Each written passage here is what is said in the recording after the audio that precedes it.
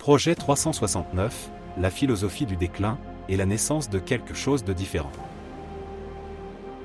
Lorsque les anciens dieux disparaissent, et que les nouveaux ne sont pas encore nés, l'homme se retrouve seul face à la vérité. Mais c'est alors qu'il parvient à la voir pour la première fois. L'époque contemporaine n'est pas seulement un moment dans le temps, c'est un point de saturation universelle. Tout ce qui a été accumulé sous la forme humaine de l'existence, au cours des 18 000 dernières années sous contrôle extérieur, formes de pensée déformées, mécanismes d'organisation sociale pervertis, passions excessives et structures parasitaires a aujourd'hui atteint une densité critique. Cette densité n'est pas physique, mais énergétique informationnelle. Elle représente la couche résiduelle même, façonnée par des fonctions que les gens accomplissaient, non pas en tant qu'individus, mais en tant qu'éléments opérationnels, d'un système de gestion étranger. De longues périodes de supervision interventionniste ont façonné l'homme non pas dans le sens de la révélation et du développement, mais dans celui de l'utilité optimale, l'utilité à l'accomplissement de sens imposés et donc profondément étrangers. Dans ce modèle, tout était ajusté aux besoins du contrôle externe, les valeurs, les désirs, les objectifs et même les émotions étaient formatés. L'homme était une fonction, la société un schéma, et la pensée un algorithme tels étaient les modèles dominants.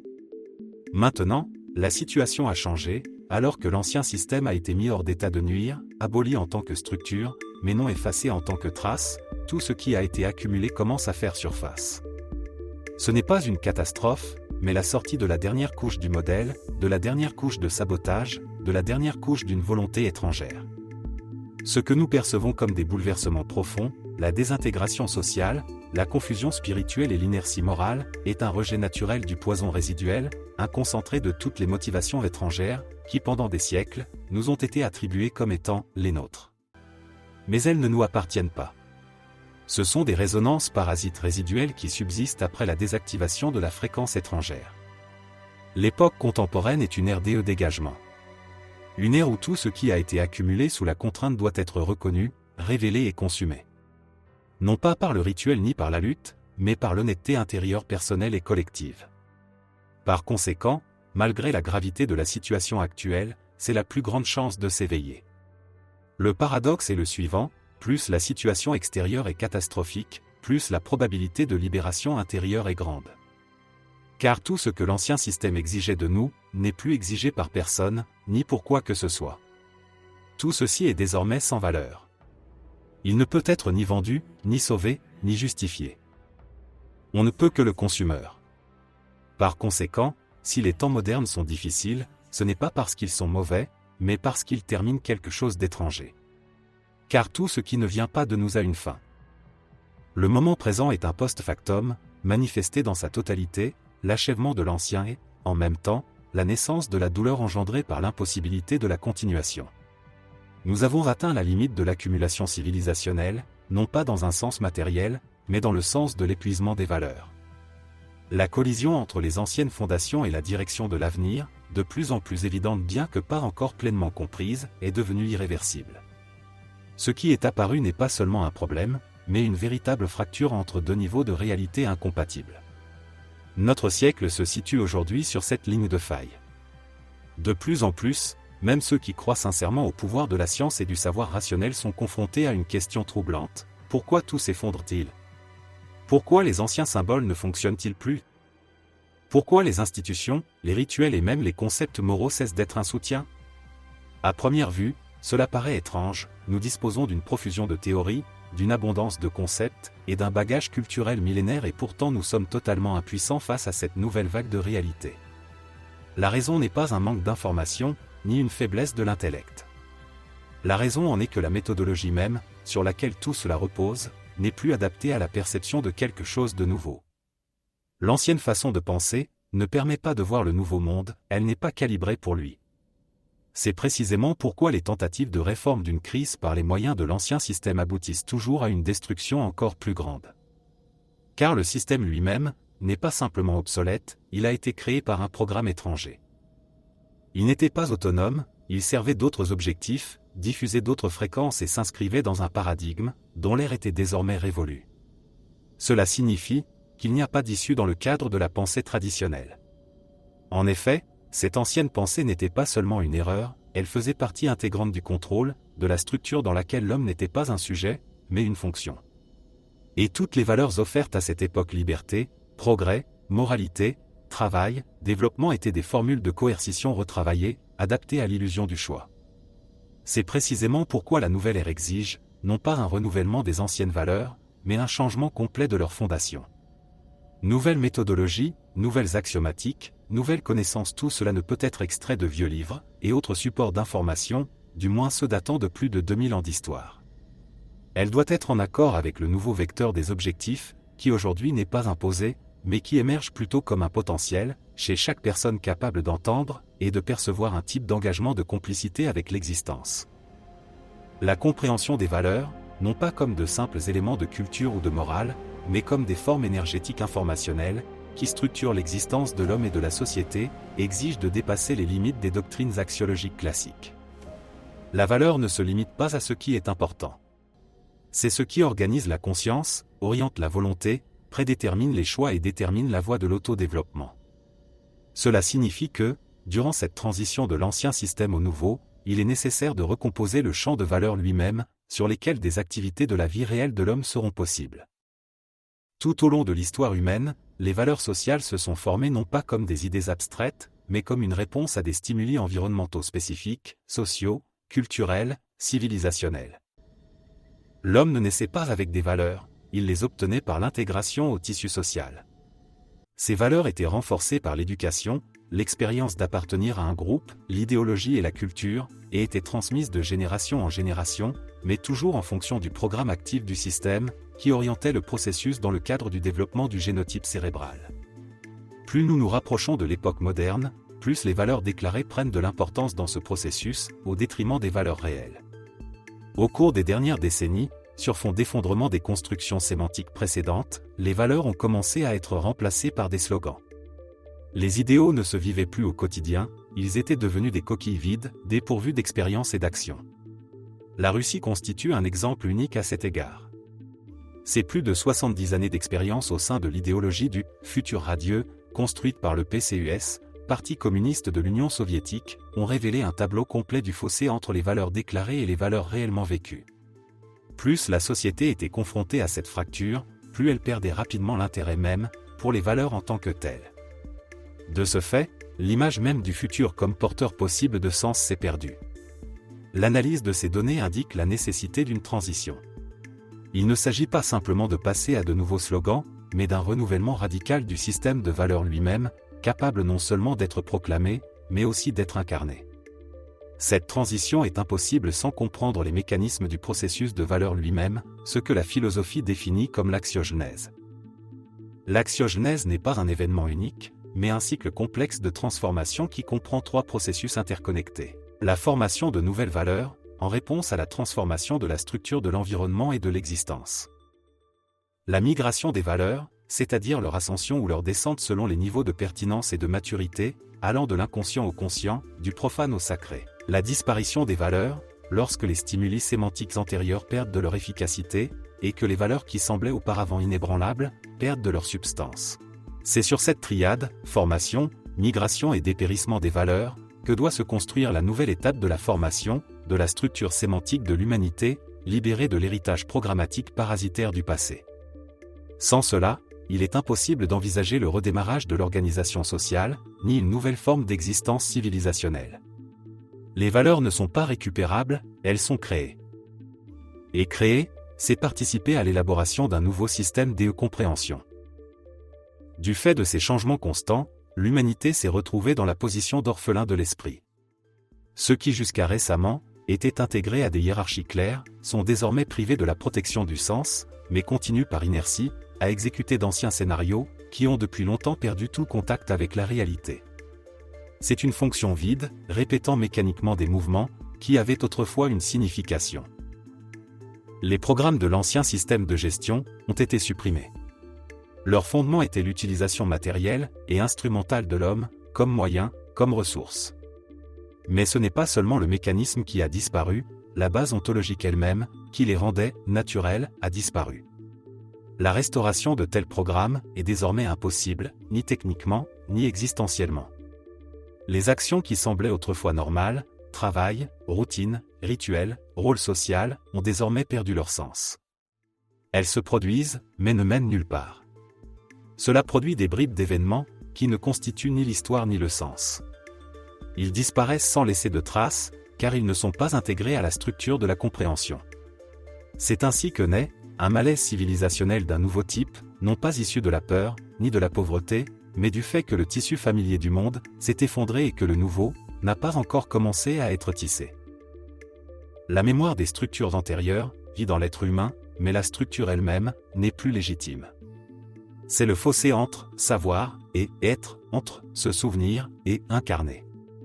C'est dans ce contexte que se manifeste l'un des phénomènes les plus paradoxaux des temps modernes, une confrontation civilisationnelle mondiale qui ne peut plus être assimilée à la logique de la géopolitique classique. Il ne s'agit pas simplement d'une lutte d'intérêts, d'idéologie ou d'État. Il s'agit d'une bataille entre deux formes d'inconscient collectif. D'un côté, l'inertie d'un monde en voie de disparition, qui a perdu sa vérité intérieure, mais qui n'est pas encore capable de disparaître. D'un autre côté, il y a la réalité embryonnaire du futur, qui n'a pas encore pris forme, qui n'a pas articulé de langage, mais qui a déjà électrisé le tissu du présent. Ces deux pôles sont paradoxalement proches, tous deux sont privés de fondement.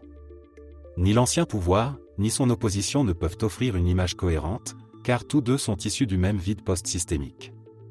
Leur lutte n'est pas une bataille d'opposés, mais une forme de désintégration symétrique. Ce genre de confrontation ressurgit aujourd'hui sous nos yeux, en réaction à la perte de repères, et prend des formes familières, religion, nation, idéologie. Mais l'essence demeure inchangée, il ne s'agit pas d'une lutte pour l'avenir, mais de l'agonie du passé, qui s'efforce de prolonger son existence par la reproduction de la douleur.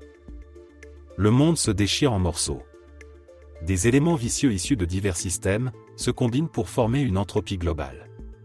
Ce n'est pas l'idéologie qui ouvre la voie, mais le plus informationnel, d'un centre de signification en voie de disparition. De là découle le phénomène de la fascistoïdie, qui mime n'importe quelle forme, et se duplique instantanément dans des espaces étrangers. C'est l'ombre d'une structure disparue, projetée sur l'humanité, qui n'a pas encore échappé à sa gravitation. La violence sans racine, le fanatisme sans idée, l'agression sans but, tous ces phénomènes n'appartiennent plus à la culture ni à l'histoire.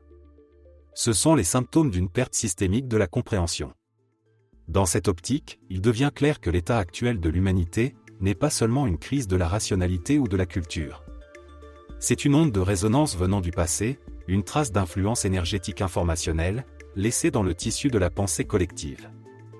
Dans ce paradigme, ce phénomène est désigné comme l'influence du système ébrian, une structure externe complexe, qui a jadis imposé sa propre orientation spécifique au développement de la civilisation humaine. Aujourd'hui, cette influence, dans le cadre du programme de développement de certains génotypes cérébraux, n'a pas disparu sans laisser de traces. Elle a cessé d'être pertinente, mais elle subsiste par inertie, un mouvement selon un schéma, dépourvu de son sens antérieur. C'est comme un bus sans itinéraire, la mécanique fonctionne, mais la destination est perdue. C'est pourquoi la conscience contemporaine de la plupart des gens est post-interventionniste. Elle porte encore l'empreinte de son ancienne orientation, mais ne peut plus s'y fier. Nous agissons, nous parlons, nous construisons, mais nous ne savons pas ce vers quoi nous tendons. L'ancien vecteur cible n'est plus soutenu par le système, mais n'a pas encore été remplacé par le nouveau. Ce processus n'est qu'en déploiement, et même si nous le souhaiterions, nous ne pouvons pas l'accélérer. Nous vivons dans l'intervalle entre ce qui est achevé, et ce qui n'a pas encore pleinement commencé. Voici le défi de la compréhension. Face à la perte de sens de l'architecture externe, la seule voie à suivre est de restaurer la forme interne. Non pas par la restauration de l'ancien, ni par une fuite dans l'incompréhension du nouveau, mais par la création d'une métafondation, capable de structurer l'esprit sans la médiation d'une force extérieure. C'est dans ce contexte qu'émerge l'un des phénomènes les plus paradoxaux des temps modernes, une confrontation civilisationnelle mondiale, qui ne rentre plus dans la logique de la géopolitique classique. Il ne s'agit pas simplement d'une lutte d'intérêts, d'idéologie ou d'État. Il s'agit d'une bataille entre deux formes d'inconscient social. D'une part, il y a l'inertie d'un monde en voie de disparition, qui a perdu sa vérité intérieure, mais qui n'est pas encore capable de disparaître. D'un autre côté, il y a la réalité embryonnaire du futur, qui n'a pas encore pris forme, qui n'a pas articulé de langage, mais qui a déjà électrisé le tissu du présent. Ces deux pôles sont paradoxalement proches, tous deux sont sans fondement. Ni l'ancien gouvernement ni l'opposition ne peuvent offrir une image complète, car tous deux sont issus du même vide post-systémique. Leur lutte n'est pas une bataille d'opposés, mais une forme de désintégration symétrique. Ce genre de confrontation éclate partout, en réaction à la perte de repères, prenant des formes familières, religion, nation, idéologie. Mais l'essence demeure inchangée, il ne s'agit pas d'une lutte pour l'avenir, mais de l'agonie du passé, qui s'efforce de prolonger son existence par la reproduction de la douleur. Dans le contexte d'une transition transcivilisationnelle, lorsque la réalité précédente perd ses fondements structurels, un processus irréversible se fait jour, le dépérissement de la caste dirigeante, qui se maintient auparavant, grâce à un appui énergétique, informationnel extérieur. Cette caste, privée d'accès à l'ancien circuit de contrôle systémique, le réseau invisible qui consolidait le pouvoir, les privilèges et la légitimité illusoire, perd rapidement ses fonctions, son influence et sa signification. Mais cet effondrement n'est pas une révolution au sens habituel du terme. Il ne s'agit pas de destruction, mais d'auto-liquidation. La structure ayant perdu le contact avec sa source, ne peut être soutenue de l'extérieur, et commence à s'écrouler de l'intérieur. Ce n'est pas un acte de protestation, pas un soulèvement, ni un complot. C'est l'évanouissement gravitationnel, d'une forme qui a épuisé son contenu. La soi-disant élite d'aujourd'hui n'est renversée par personne, elle disparaît d'elle-même, comme par évaporation. Sa rhétorique n'inspire plus la peur, car la nécessité intérieure qu'elle représentait a disparu. D'après notre compréhension actuelle, et notamment pour ceux qui sont loin d'avoir une vision réaliste de la situation, ce processus semble très lent et nous souhaitons l'accélérer autant que possible. Mais il s'agit d'un processus qui échappe à notre contrôle dans la complexité de tous les événements. Parallèlement, une grande partie de l'humanité est également libérée. Les personnes qui ont longtemps été sous hypnose aux ordres d'autrui commencent à perdre les schémas comportementaux imposés de l'extérieur. Leur matrice comportementale interne se délite, car le destinataire auquel ils étaient subordonnés a disparu. C'est le chaos. Mais c'est aussi une opportunité.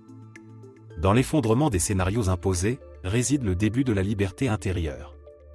Ne sachant pas comment vivre différemment, mais n'étant plus capables de vivre comme avant, les gens se retrouvent pris entre deux mondes. Et c'est là que surgit l'espace de la compréhension, en tant que capacité première de l'esprit à maîtriser, et non à obéir. Ce qui en ressort, ce n'est pas une nouvelle idéologie, mais un nouveau soutien, basé sur ce qui était auparavant secondaire. De la compréhension comme noyau, de la foi comme programme principal, de la conscience comme forme de participation au tout. Dans cette transition transcivilisationnelle, lorsque l'ancienne réalité perd ses points d'appui, nous observons un processus de dévoilement irréversible, la disparition progressive de la classe dirigeante, qui dépendait auparavant d'un soutien extérieur, énergétique et informationnel. Privé de l'ancienne transmission du contrôle systémique, ce réseau invisible de signification et de commandement, qui soutenait leur domination sur les autres, les représentants de l'ancienne élite, perdent rapidement à la fois leur fonction et leur influence. Mais ce processus n'est pas une révolution au sens habituel du terme. Il s'apparente davantage à l'autoliquidation, non pas au sens de destruction, mais au sens de la désintégration naturelle d'une forme, qui a perdu son contenu, et n'est pas un acte de la volonté du peuple, ni d'un acte de rebelle. Il s'agit d'un acte des structures elles-mêmes, qui ayant perdu leur lien avec leur source, perdent leur capacité de régénération. Ils ne sont pas renversés, ils s'évaporent, s'effritent en poussière sous le poids de leur propre artificialité. Leur violence, leur chantage, leur rhétorique ne font plus peur, mais deviennent pathétiques, car elles n'ont plus aucun sens. Simultanément, une grande partie de l'humanité, auparavant en état de subordination forcée, en mode d'utilisation matérielle, au nom de constructions extraterrestres, est également sortie de l'hypnose énergétique informationnelle. Leur comportement n'est plus dicté par un programme de servitude, imposé de l'extérieur. Leur matrice comportementale d'exécution perd son orientation initiale, car le destinataire auquel elle était destinée a disparu. Et bien que cela engendre une désorientation temporaire, voire un chaos, c'est dans cette perte que réside le commencement de la liberté intérieure. C'est le paradoxe du moment présent, plus le gouvernement précédent tente d'affirmer haut et fort son ancien pouvoir, plus son impuissance devient évidente. Et moins le peuple est conscient de sa nouvelle position, plus il acquiert d'opportunités de développement, à travers le vide et la douleur, mais toujours en dehors du cadre de l'ancien parasitisme. Il ne s'agit pas simplement d'un changement de pouvoir. C'est la liquidation de la logique même du pouvoir, en tant que relation parasitaire imposée. C'est l'effondrement d'une forme au sein de laquelle le sujet et l'objet ont disparu. Il ne reste plus qu'un terrain, prêt pour une nouvelle configuration de l'être. Et cela ne requiert plus d'actes de gouvernance, mais des actes de compréhension. Dans l'ancien monde, la révolution était un culte, un éclair de lumière censé annoncer une ère de renouveau. Mais dans la nouvelle réalité événementielle, où la destruction est privée de toute signification supérieure, même les révolutions ont perdu leur rôle fondamental. Elles sont devenues des fantômes, des échos désincarnés d'époques passées, tentant de réveiller les morts, par la méthode du chaos. Dans ce contexte, les soi-disant « révolutions de couleur » ne sont pas un outil d'éveil ou de purification, mais une forme d'autoscission accélérée. Leur tâche n'est pas la libération, mais l'auto-liquidation, elles ne suscitent pas le nouveau, mais détruisent les vestiges de l'ancien, sans rien offrir en retour. Ce n'est pas un acte de volonté humaine, mais une réaction de la matière inertielle, submergée par la frustration et la panique face à une fin inévitable. Tout s'effondre, rituels, institutions, symboles, mais dans cet effondrement, il n'y a ni héros, ni vainqueur, car il s'agit d'une liquidation sans héritier. Analysez ce qui s'est passé en Ukraine au cours de la dernière décennie. Observez l'écho que cela provoque à travers le monde, et tout devient limpide. Ceux qui déclenchent ces flambées de violence et de chaos, ne réalisent pas qu'ils ne sont que des participants aveugles d'une transformation plus profonde et inéluctable. Leurs actions ne constituent pas une révolution, mais l'autodestruction d'un corps parasitaire, qui a perdu l'impulsion énergétique informationnelle de la vie. C'est un effondrement sans but, une agonie sans idée. Cependant, l'espace a horreur du vide. Sur fond de ces zones d'existence, qui s'effondrent et se consument, quelque chose d'autre commence à prendre forme et à se manifester, le début d'un nouveau système de compréhension. Il ne s'impose pas par la lutte, il apparaît simplement là où l'ancien disparaît. Il ne s'agit pas d'un nouveau type de pouvoir, il s'agit d'une nouvelle ontologie fondée non sur le contrôle, mais sur l'harmonie, la consonance. Et c'est en cela que réside la nouvelle justice, les liquidateurs du passé seront liquidés, par la structure même du processus d'auto-liquidation, d'autoconsommation. La confrontation des forces parasitaires se produit sans intervention extérieure, leur destruction est fonction de leur propre programme. Le véritable système de gestion n'interférait pas avec cela, il ne participe tout simplement pas, permettant ainsi à l'ancien monde d'être consommé jusqu'au bout, sans retour possible. L'avenir qui se dessine n'attend pas, il est déjà là. Elle se déploie chez tous ceux qui ont réussi à s'affranchir du modèle imposé, qui sont capables de se percevoir en dehors des constructions sociales du passé.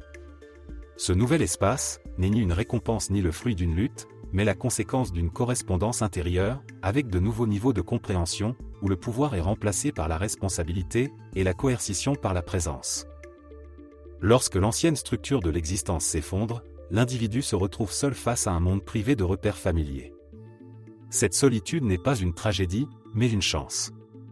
Dans la disparition de l'ancien support extérieur, l'État, l'idéologie, la tradition, l'autorité, se révèle ce qui était censé être l'essentiel depuis le début, le sujet de compréhension. Dans l'effondrement des formules sociales, c'est l'individu qui devient le seul véritable porteur de sens. Ce ne sont pas les masses qui sont destinées à emprunter une nouvelle voie, mais les individus capables d'autonomie de pensée, de lumière intérieure et de choix moral, en dehors de toute pression et de suggestion. L'ancien monde a toujours été fondé sur la peur, sur la dette extérieure, sur l'appartenance forcée à une structure. Le nouveau monde naît de la liberté d'être soi-même, en conscience et dans son essence. La conscience, libérée des contraintes imposées, devient le conducteur du nouveau système. Elle n'élabore pas de schéma, ne construit pas de pyramide, elle rayonne la fréquence de l'accord, avec ce qui est authentique. En ce sens, la conscience individuelle n'est pas seulement un observateur de la transition, mais le point même de sa réalisation. À travers chaque personne, en phase avec le rythme de l'avenir, le monde se reconstruit. Mais cela implique le sens des responsabilités. Non pas celle imposée par la loi, mais celle qui naît de la conscience de soi, comme faisant partie d'un grand tout connecté. Il n'est plus possible de « simplement vivre ». Dans chaque choix, dans chaque action ou inaction, l'être humain soit renforce un nouveau domaine, soit retarde son propre éveil. Il n'y a plus d'alternative, le temps du compromis, de l'hypocrisie et de la dualité, est révolu avec la chute de l'ancienne structure. Si l'état précédent était fondé sur le principe de hiérarchie, de peur, du contrôle centralisé et de l'exploitation matérielle de l'homme, alors la nouvelle forme d'existence étatique doit être organisée non pas selon un modèle de gouvernance, mais selon un modèle de compréhension. Il s'agit d'une logique fondamentalement différente, non pas une distribution des pouvoirs, mais une synchronisation des sens. Non pas de l'administration, mais une coordination des résonances. L'ancienne structure verticale du pouvoir est une chaîne de soumission. La nouvelle verticale du sens est une chaîne de prise de conscience, où chaque niveau structure non pas une fonction, mais la profondeur de la responsabilité. Il ne s'agit pas d'un rejet de la forme de l'État, mais de sa reprogrammation ontologique, passant d'une force extérieure à un fondement intérieur. L'État du futur n'est pas un appareil, mais un résonateur vivant du rythme civilisationnel, dans lequel l'individu est inclus, non comme un rouage, mais comme un participant. Une telle approche exige une refonte radicale de toute l'infrastructure des interactions sociales et politiques. L'ancienne rhétorique politique, qui divise le peuple en un objet passif et une classe dirigeante, active, y est impossible. Dans ce nouveau paradigme, le pouvoir est une mesure de la compréhension, et par conséquent, il n'appartient pas à l'élite, mais se répartit au sein d'un champ de signification, auquel l'être humain est capable de se connecter en raison de sa maturité, et non de sa position. Par conséquent, les réformes, les institutions et même le langage de la communication politique doivent être repensés. Il est nécessaire de les faire passer du niveau de l'idéologie gouvernante au niveau de la transparence des valeurs. Là où des lois étaient autrefois nécessaires, à l'avenir il faudra des formes de résonance, non pas de régulation, mais de consentement. Là où existait autrefois un système punitif, une infrastructure d'éveil et de maturation intérieure doit émerger. Le nouveau système de compréhension ne requiert pas la foi, il exige l'honnêteté. Il ne demande pas de sacrifice, il mobilise ceux qui vivent déjà dans un état d'intégrité intérieure. La voie s'ouvre non par ordre, mais par disposition. Pas pour tous, mais pour tous ceux qui sont prêts. Nous sommes à un point où l'histoire cesse d'être une séquence d'événements, pour devenir une question de compréhension. Tout ce qui était, reposait sur des structures externes, le pouvoir, les révolutions, les idéologies, la peur. Tout ce qui sera, naîtra d'un état intérieur, la présence, la responsabilité, l'honnêteté. L'ancien système ne s'est pas effondré, il a pris fin. Comme un cycle meurt, comme un format s'épuise. Nous ne l'avons pas renversé, il s'est éteint de lui-même. C'est pourquoi le nouveau monde ne sera ni bâti sur le sang, ni sur des exploits, ni sur des manifestes. Il grandira à partir du silence. À partir du consentement. À partir de la disposition intérieure à vivre autrement. C'est exactement ce qu'est la transition, non pas un changement de décor, mais un changement de fondation. Il ne s'agit pas d'une révolution dans la rue, mais d'une transformation de la perception.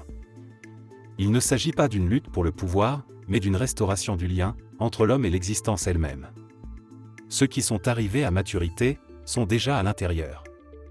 Ceux qui ont encore peur ont droit à leur temps. Mais le compte à rebours a commencé. Non pas dans le calendrier, mais sur le terrain de la fréquence. Dans la transparence des événements, le nouveau système n'exige aucune participation.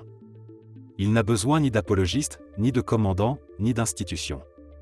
Sa nature organique est présente en chacun de ceux qui ne font plus semblant. Qui n'ont pas peur. Qui ne se laissent pas acheter, et qui n'attendent pas. Ce n'est pas l'ère des surhommes qui s'annonce, mais celle des êtres intègres qui arrivent. Il n'y aura pas de centre, chacun deviendra le centre. Et la compréhension elle-même deviendra la nouvelle gravité. Fyodor Skrudnev, 10 juin 2025.